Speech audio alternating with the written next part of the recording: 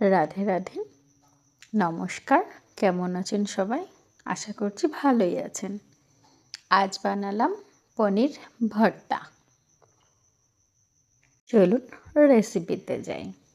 কড়াইতে তেল গরম হলে জিরে, তেজপাতা, শুকনো লঙ্কা, গোটা গরম মশলা ফোড়ন দিয়ে আদা গ্রেট করা, ক্যাপসিকাম কুচি, টমেটো কুচি, কাজু আর তিলের একটা পেস্ট বানিয়ে দিয়ে দিলাম। তারপর একটু কাশ্মীরি লঙ্কার গুঁড়ো, একটু ভাজা মশলা দিয়ে নেড়ে চেড়ে নিলাম। তেল ওঠা পর্যন্ত মশলাটা কষিয়ে নিতে হবে। তারপর নুন দিয়ে দিলাম, একটু চিনি দিয়ে দিলাম,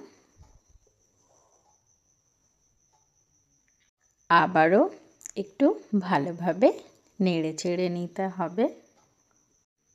আপনারা কে কে পনির ভর্তা খেতে ভালোবাসেন কমেন্ট করে জানাবেন। তারপর আমি পনির গ্রেট করা দিয়ে দিলাম, দিয়ে আবারও নেড়ে চেড়ে নিলাম। মশলার সঙ্গে পনিরটা সুন্দরভাবে মিশিয়ে নিলাম। তারপর জল দিয়ে দিলাম।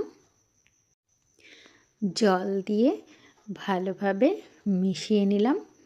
একটু কিশমিশ, একটু কাজু বাদাম দিয়ে দিলাম। দিলাম একটু ধনেপাতা কুচি ছড়িয়ে দিলাম ওপর থেকে।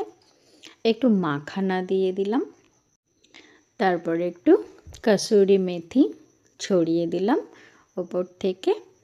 আবারও একটু সব কিছু একসাথে নেড়ে চেড়ে মিক্সড করে নিলাম। তৈরি হয়ে গেল পনির ভর্তা। রান্না যদি ভালো লাগে পেজটিকে ফলো করবেন।